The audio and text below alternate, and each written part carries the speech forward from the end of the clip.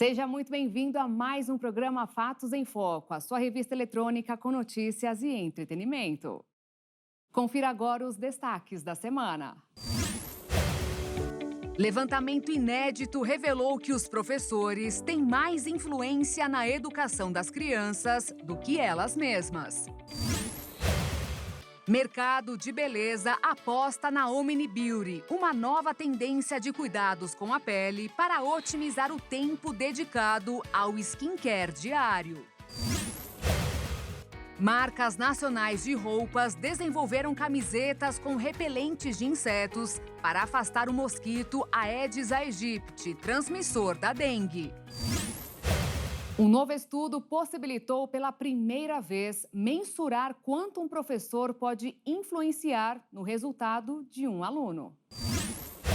Com esse levantamento inédito, realizado por pesquisadores da Fundação Getúlio Vargas, foi possível analisar que o professor é responsável por quase 60% do resultado dos alunos na educação fundamental. Isso quer dizer que ele é mais relevante que todas as outras variáveis da escola pública somadas, como o número de alunos por turma, escolaridade dos pais, se há ou não internet e até partido do prefeito. Contudo, em uma das fases primordiais da educação, ou seja, no ensino médio, esse percentual cai para 36%, mas ainda é considerado alto pelos pesquisadores. Para poder efetuar essa medição, o docente é comparado com outros 29 fatores que poderiam contribuir para um ensino de qualidade. Para chegar ao impacto dos professores, os pesquisadores usaram dados de exames nacionais, como o Sistema de Avaliação da Educação Básica e índices de aprovação e de distorção idade série. Depois, as 29 variáveis sobre estrutura da escola, família e características das redes foram isoladas para se mensurar o papel do professor no resultado dos estudantes. O índice não se propunha a chegar a 100%, porque existem variáveis que podem influenciar na aprendizagem dos alunos sobre as quais não há dados públicos, como, por exemplo, se uma criança passou fome na infância. Por causa do grande impacto do professor, o estudo faz uma revisão de pesquisas nacionais e internacionais sobre políticas de melhoria da carreira docente. Entre as recomendações estão uma formação mais voltada para a prática com a adoção de diversas metodologias mais interativas e participativas e uma melhor seleção de quem será professor no país. A pesquisa cita ainda a importância de processos de avaliação durante a carreira e reconhecimento, que podem incluir observações de aulas, análise de resultados de aprendizagem dos alunos, feedback de colegas e supervisores. Essas estratégias, muito comuns no Japão, por exemplo, com resultados positivos, são questionadas por entidades de classe no Brasil, que as entendem como afronta à autonomia do professor. O aumento da violência nas escolas do país fez o governo tomar mais medidas de combate a esse tipo de atitude. Os profissionais da educação, por exemplo, receberão melhores capacitações para atuar na prevenção e na resposta a emergências em ambientes educacionais. Desde abril de 2023 até agora, foram registrados quase 10 mil denúncias sobre ameaças escolares. Visando combater direto a violência escolar, o governo lançou nesta semana, no Diário Oficial da União, um decreto que cria o SNAVE, Sistema Nacional de Acompanhamento e Combate à Violência nas Escolas, que visa acompanhar casos dentro do ambiente escolar e promover assistências às instituições consideradas violentas. A publicação também define que serão consideradas as instituições de ensino em que ocorreram episódios de violência extrema, definida pelo ataque intencional contra as vidas das pessoas em ambiente educacional. Dentre as ações previstas estão a capacitação de profissionais para atuação na prevenção e resposta a emergências, fortalecimento de rondas especializadas para a prevenção dos casos, a capacitação de profissionais de educação para atuação na prevenção e na resposta de emergências, a identificação e monitoramento de ameaça às escolas, apoio e fortalecimento de rondas especializadas para a prevenção e resposta à violência nas escolas, entre outros. Até o início de abril, o Ministério da Justiça e Segurança Pública recebeu em um ano 9.400 denúncias, o que resulta numa média de quase 26 casos por dia, e investiga 2.800 casos de ameaça a escolas em todo o país. Os dados são de levantamento exclusivo feito pelos estudantes do ensino médio e apontam para a apreensão e prisão de 400 suspeitos envolvidos em atos e ameaças às instituições de ensino. A iniciativa foi criada em abril do ano passado, chamada Operação Escola Segura, e desde então foi contabilizado 12 tentativas de ataques em todo o Brasil. Um estudo realizado pelo Instituto Ipsos mostrou que, pela primeira vez, a saúde pública se tornou a principal preocupação dos brasileiros desde a pandemia da Covid. O tema superou outros assuntos tão importantes quanto, como a violência, educação e a habitação. Na pesquisa chamada O que Preocupa o Mundo, foram ouvidas mais de 1.000 pessoas de diferentes idades em 29 países sobre as suas principais preocupações em relação à sua nação. Por meio de um painel digital, os participantes selecionaram os 3 tópicos que consideram mais preocupantes naquele momento, entre os quais estão saúde pública, crime e violência, educação, inflação, corrupção financeira política, pobreza e desigualdade social, impostos, mudança climática, terrorismo e outros. Em relação aos brasileiros, o último levantamento realizado de 22 de março a 5 de abril de 2024 mostrou a saúde pública como a principal preocupação, de acordo com 42% dos participantes. Trata-se de um crescimento de mais de 5 pontos percentuais em relação ao mês de março, o que deixa a saúde num patamar de preocupação só atingido durante a pandemia de Covid-19.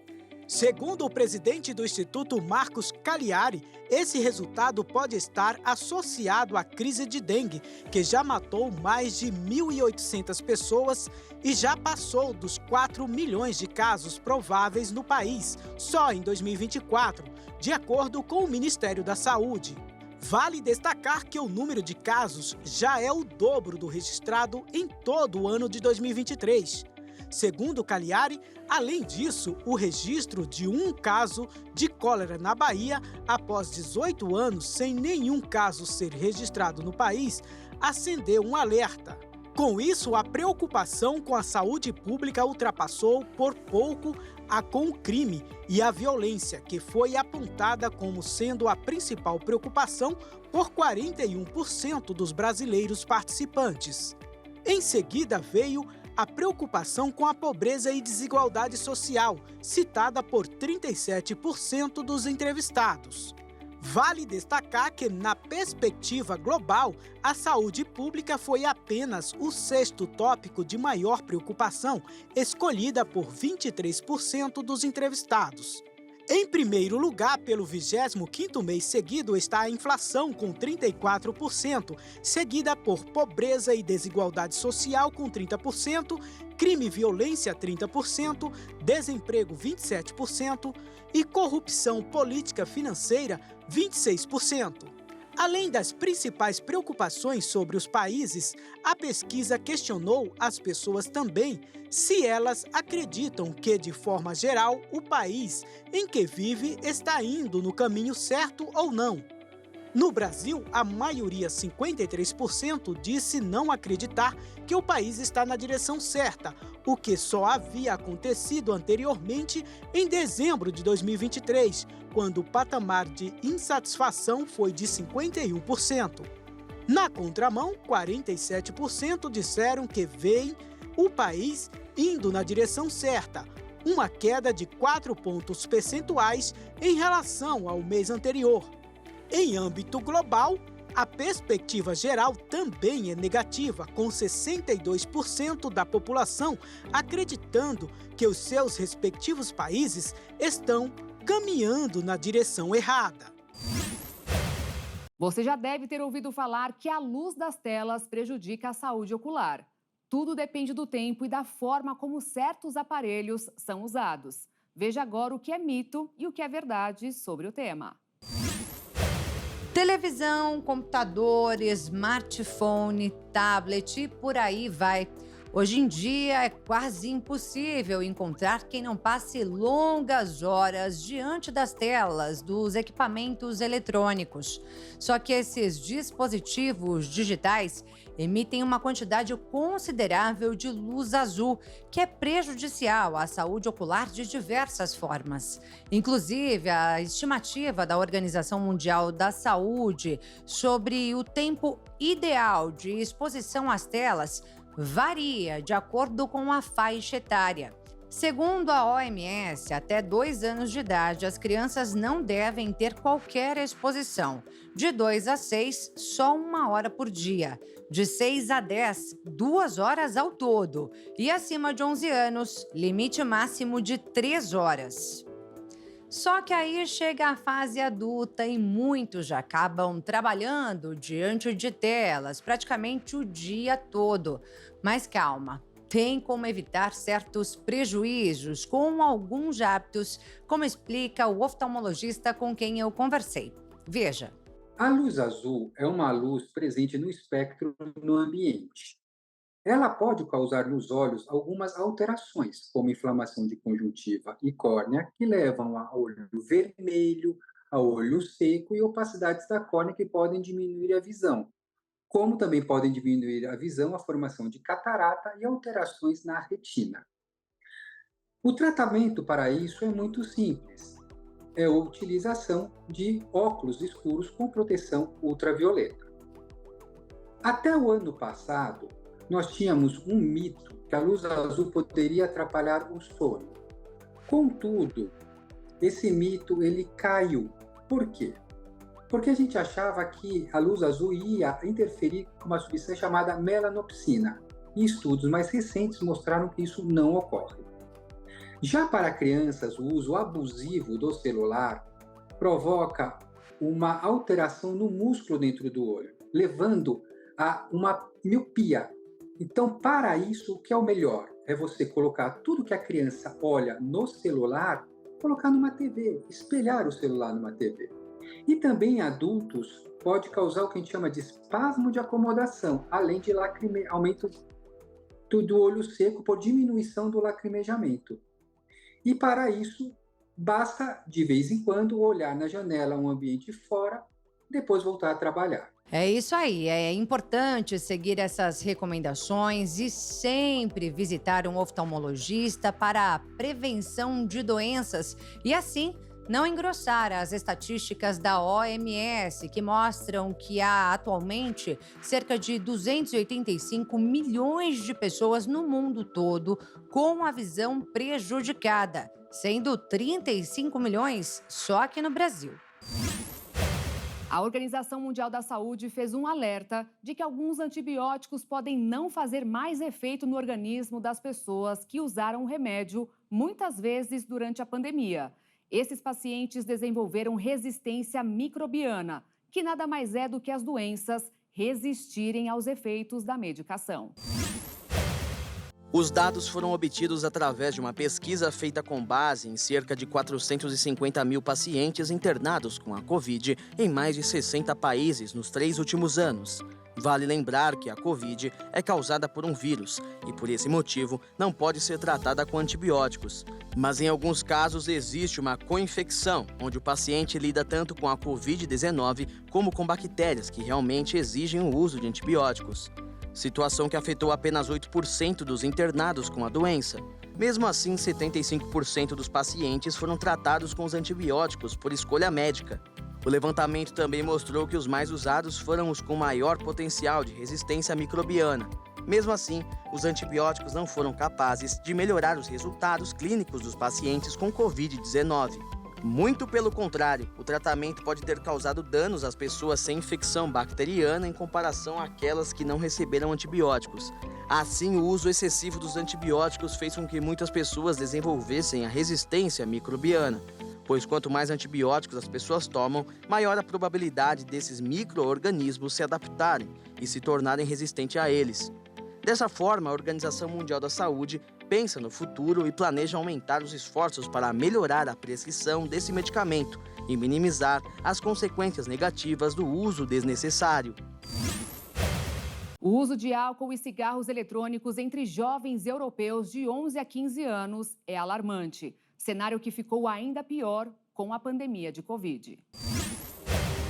O estudo é realizado a cada 4 anos pelo Escritório da Organização Mundial da Saúde na Europa, que reúne 53 países e dados de 280 mil jovens na Europa, Ásia Central e Canadá. Nele foi possível notar o uso generalizado de substâncias nocivas entre crianças em muitos países da região europeia. Segundo os pesquisadores, essa condição representa uma séria ameaça à saúde pública. De acordo com o relatório, após anos de diminuição do uso de substâncias psicoativas, alguns dados sugerem que a pandemia de Covid-19 provocou um novo aumento, motivado pelas mudanças de hábito provocadas pelas medidas de lockdown. Os adolescentes também ficaram mais expostos às telas e à publicidade online. Vale lembrar que o comportamento de risco durante a adolescência influencia diretamente a vida adulta. Dessa forma, o uso de substâncias em uma idade precoce está relacionado a um maior risco de dependência química. Uma das mercadorias que fez com que esses números aumentassem são os vapes, ou cigarros eletrônicos. O uso desses dispositivos aumentou em todo o mundo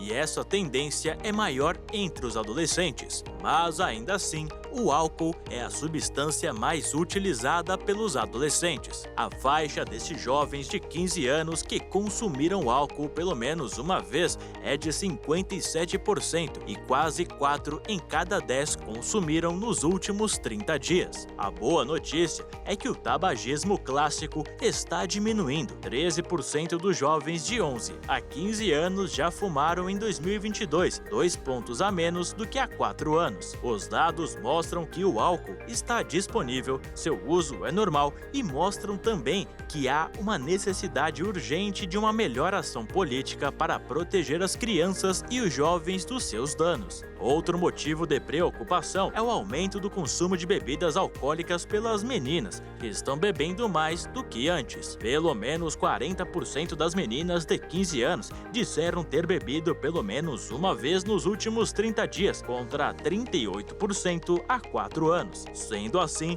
para lutar contra o problema, a organização sugere um aumento dos impostos sobre esses produtos, limitar os pontos de venda e a publicidade, além de proibir o uso de aromatizantes. Muito do que hoje será aplicado no Brasil com o imposto do pecado.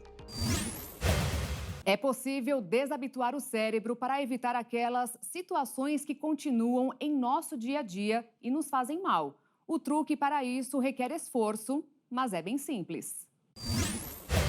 Deixar de prestar atenção às coisas que estão presentes o tempo todo ou que vão mudando de forma gradual em nossas vidas é uma tendência do cérebro, conhecida como habituação. Em entrevista à BBC News Mundo, a professora de neurociência cognitiva Tala Starrott explica que é uma questão de adaptação à medida que evoluímos. O nosso corpo sempre responde a algo novo e quando percebemos que estamos vivos, passamos a poupar este recurso para as próximas situações que vamos enfrentar. E este mecanismo nos ajuda a superar situações difíceis, como, por exemplo, perder um emprego. Mas também nos faz permanecer em circunstâncias complicadas, como um relacionamento tóxico com o qual nos acostumamos. No entanto, a neurocientista conta que é possível enganar essa tendência natural do cérebro de ignorar ou de se habituar às coisas. A receita é bem simples: fazer uma pausa e se distanciar da situação para poder enxergá-la por outra perspectiva. Aí, dessa forma, o cenário se destaca, seja bom ou ruim, E, ao contrário do que muitos imaginam, manter a distância por um curto período é ainda muito mais efetivo. Durante as pesquisas, a cientista ainda descobriu que a hora mais feliz das férias de um trabalhador, por exemplo, são as 43 horas iniciais. E com o passar dos dias, o prazer diminui. Por isso, fazer várias pausas curtas ao longo do ano, ao invés de uma só longa, pode ser mais eficiente para introduzir as mudanças na rotina. Não sei se você sabe, mas nós temos na panturrilha um músculo que é considerado nosso segundo coração. Pois é, ele se chama sólio e desempenha várias funções no corpo humano. Localizado na parte inferior da panturrilha, o sólio é um daqueles órgãos multifacetados que não apenas nos faz ficar em pé, como tem duas veias importantes, que desempenham um papel fundamental na circulação sanguínea. Por essa razão, é chamado de segundo coração. Esse músculo é muito grande e tem muita massa muscular, e é composto principalmente de tecido muscular puro e não tanto de tecido conjuntivo como outros músculos, o que faz com que ele seja essencial para qualquer atividade realizada em pé ou caminhando.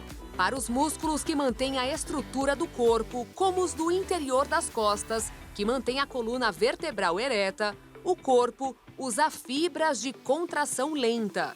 São fibras que, embora não sejam feitas para realizar movimentos bruscos, apresentam grande resistência e podem permanecer contraídas por horas com poucos sintomas de fadiga. O sólio em si possui uma grande quantidade de fibra muscular, um elemento que é fundamental para a geração de energia. Devido ao grande número de mitocôndrias, vemos que quando o estimulamos, ele gera uma grande quantidade de energia. O sólio também tem uma função bastante particular. Auxilia o coração em seu trabalho de bombear o sangue pelo corpo. Basicamente, a cada passo que você dá, você está impulsionando o sangue que está nas suas pernas de volta ao coração. Este sistema, que também inclui diversas veias do pé e do músculo gastrocêmio, é conhecido como bomba poplítea. E como todos os músculos do corpo, o sólio precisa trabalhar para se manter saudável. Mas, diferentemente das atividades a que submetemos os músculos de fibras rápidas, o trabalho do sólio deve ser mais lento e constante. A tendência de todo mundo é acreditar que, fortalecendo e exercitando bastante, o músculo sólio vai ser mais saudável. E justamente por suas características, este músculo necessita de algo que é o contrário. Ou seja, o que ele necessita é de uma atividade sustentada, mas sem estressá-lo demais. Portanto, o que ele precisa é simplesmente trabalhar. Ele não pode ficar parado. O repouso e o sedentarismo fazem muito mal a ele, assim como a exposição excessiva ao exercício de força, que também o afeta. Então, manter uma boa atividade muscular e um bom tônus muscular faz com que todo o sistema metabólico funcione melhor, além de diminuir o risco de doenças e fazer o cérebro funcionar melhor, o que significa que há menos risco de demência, ou seja, a qualidade da saúde mental melhora. Uma pesquisa inédita da USP mostrou que ficar exposto à poluição atmosférica por muito tempo está diretamente ligada ao aumento dos riscos cardíacos em moradores da capital paulista. E para quem é hipertenso, o perigo é ainda maior. O estudo mostrou que a poluição atmosférica pode aumentar o risco de fibrose cardíaca. Segundo a pesquisa, essa patologia está relacionada ao tempo de exposição às partículas de carbono negro, um material extremamente poluente gerado a partir da queima de combustíveis fósseis nas cidades. Para fazer essa relação, os pesquisadores analisaram autópsias de 238 pessoas e dados epidemiológicos da capital. Familiares das vítimas também foram entrevistados ao longo do estudo para o levantamento de informações sobre fatores de risco, como histórico de tabagismo e hipertensão. Os cientistas constataram que o risco é aumentado para indivíduos hipertensos, tanto fumantes quanto os não fumantes. Já entre os não hipertensos, os maiores riscos foram observados principalmente entre os tabagistas. Mas é importante ressaltar que a exposição à poluição dentro da mesma cidade depende dos hábitos e deslocamentos de cada pessoa. Quem passa muitas horas em corredores de tráfego, por exemplo, se expõe a uma concentração muito maior de poluentes. Por meio das evidências descobertas sobre os impactos da poluição do ar na saúde cardiovascular, os autores da pesquisa destacam a necessidade de medidas eficazes para a redução das emissões de poluentes na atmosfera, como o incentivo ao transporte público sustentável e aumento de fontes de energia limpa. O estudo inédito, que acaba de ser publicado em uma revista científica, foi realizado por pesquisadores da USP com apoio da FAPESP, a Fundação de Amparo à Pesquisa do Estado de São Paulo. E um outro estudo, também realizado pela Universidade de São Paulo, mostrou que o trabalho noturno tem um grande impacto na saúde do trabalhador. Dormir mal, alimentação, falta de exercício físico inadequado e beber pouca água são os principais causadores. Segundo a pesquisa, o ciclo circadiano, sistema temporal interno do nosso organismo, chamado popularmente de relógio biológico, é alinhado com a alternância entre o dia e a noite, o claro e o escuro. Dormir é essencial para a saúde, assim como beber água, comer e praticar atividade física. Assim, ao trabalhar, à noite ocorre uma inversão do padrão natural de atividade e repouso. Essa inversão teria que ocorrer também com o padrão de todas as funções do organismo, como a liberação de hormônios e as enzimas que auxiliam na digestão. A questão é que a velocidade de ajuste ao novo horário não ocorre da mesma forma para todas as funções do organismo. A temperatura corporal, por exemplo, leva dias para alterar seu padrão, isto é, a pessoa trabalha com a temperatura do corpo adequada para dormir e não para exercer qualquer atividade. O último grande levantamento do tipo realizado em 2016 pelo IBGE mostrou que 6.900.000 trabalhadores brasileiros fazem esta jornada. O trabalho noturno também pode fazer com que um trabalhador não consiga dormir a quantidade mínima de horas que o corpo exige, assim alterando todo o sistema do organismo e provocando uma série de doenças. Pesquisas apontam que trabalhadores noturnos correm mais riscos de sofrerem de doenças cardiovasculares, distúrbios gastrointestinais e metabólicos, diabetes tipo 2, síndrome metabólica, câncer de mama, próstata e colo retal, problemas de saúde mental e relacionados à reprodução.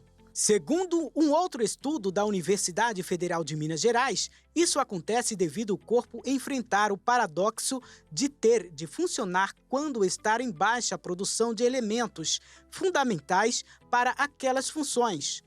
Outro estudo realizado por pesquisadores franceses, publicada na revista científica internacional Jornal do Câncer, mostrou que mulheres que trabalham em jornada noturna também apresentam mais chances de desenvolver câncer de mama.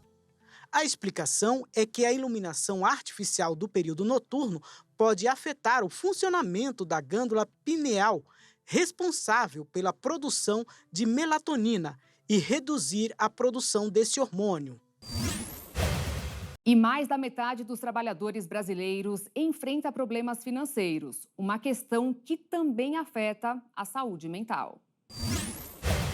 O problema financeiro é a maior causa de tormento que afeta a saúde mental dos trabalhadores.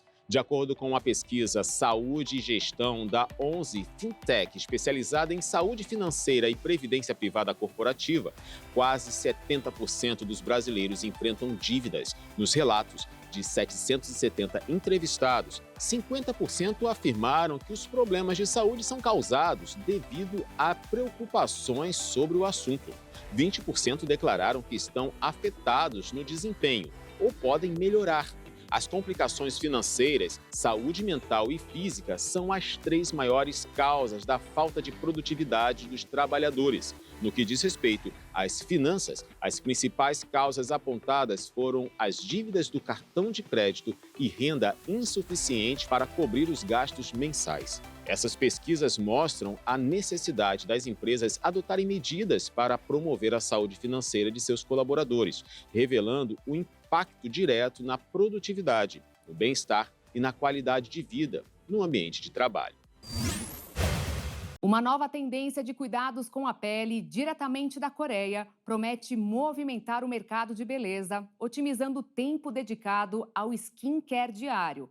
A aposta da chamada Omni Beauty é fazer com que um único produto cumpra o papel de vários, como, por exemplo, limpar e hidratar de uma única vez. Esse novo conceito caminha junto com a crescente tendência do skincare minimalista, que busca simplificar rotinas de beleza, ao mesmo tempo em que se mantém ou até aumenta a sua efetividade. Ou seja, é uma abordagem de cuidados com a pele que integra múltiplos benefícios em um único produto ou tratamento, visando a eficácia e a praticidade. Os principais diferenciais da Omni Beauty ganham força diante da capacidade de oferecer várias funções em produtos simplificados.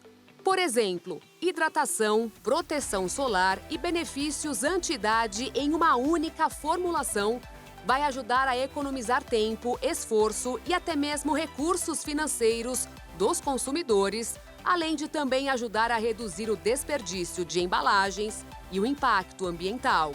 A popularidade dessa tendência é impulsionada pela crescente conscientização dos consumidores sobre sustentabilidade e pelo desejo de rotinas de beleza mais eficientes e menos complexas. Vale ressaltar que diversas marcas já aderiram a esse conceito com uma variedade bem grande de produtos já disponíveis no mercado. Entre eles, cremes e sérums multifuncionais que oferecem combinações de hidratação, proteção contra a radiação UV e agentes anti-idade.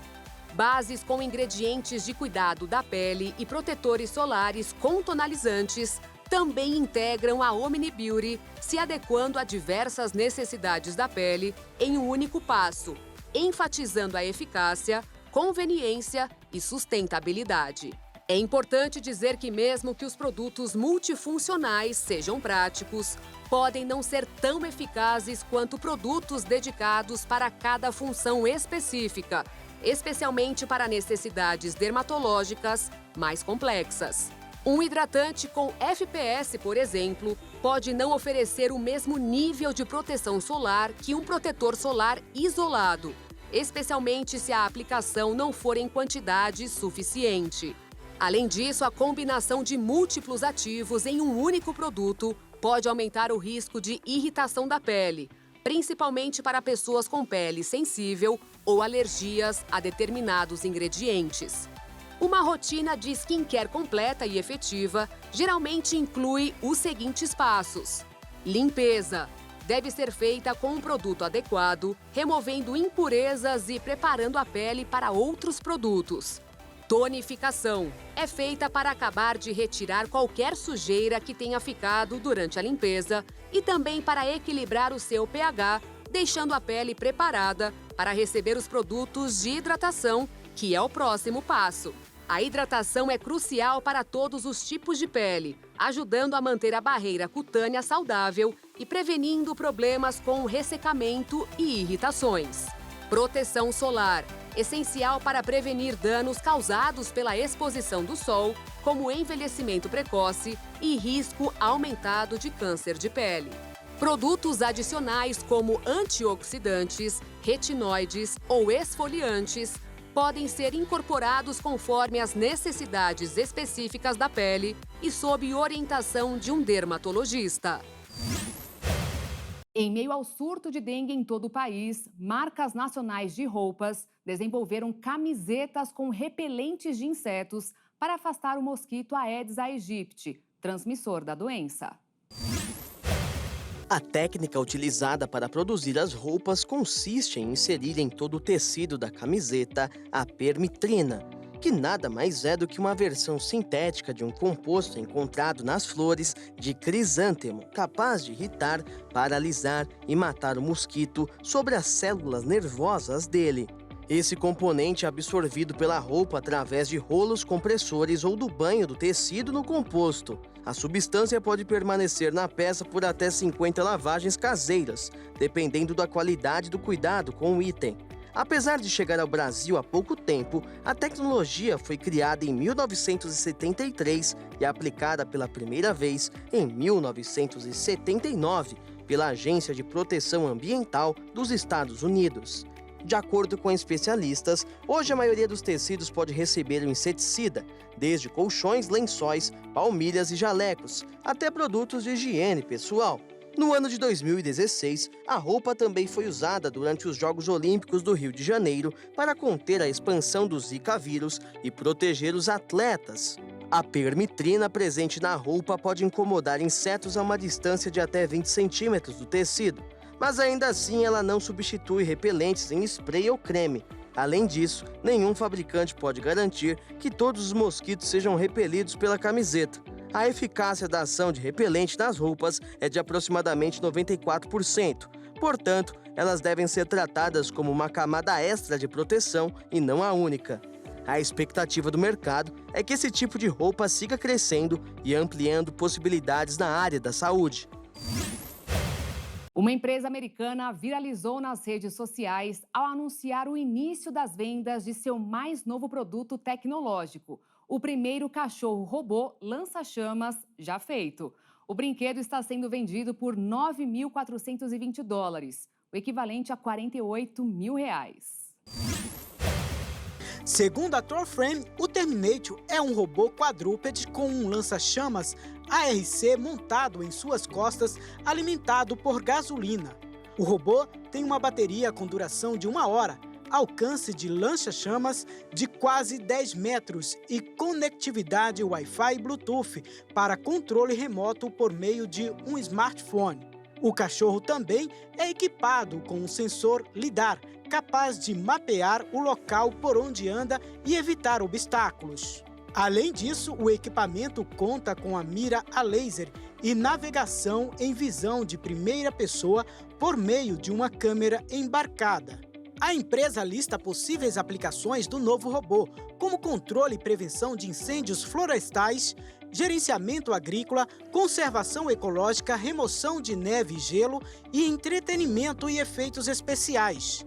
Em 48 estados dos Estados Unidos, não há regulamentação específica para lançadores de chamas, embora leis gerais de responsabilidade do produto e criminais possam ser aplicadas ao seu uso e venda. Esses dispositivos não são classificados como armas de fogo por agências federais. No entanto, existem restrições específicas em Maryland, por exemplo, onde a posse de lançadores de chamas requer uma licença federal de armas de fogo, e na Califórnia, onde o alcance máximo permitido para os lançadores de chama é de pouco mais de 3 metros. E o Fatos em Foco de hoje fica por aqui. Se você quiser rever essas ou outras reportagens, é só acessar as nossas redes sociais. Obrigada pela sua companhia e um excelente fim de semana para você. Tchau!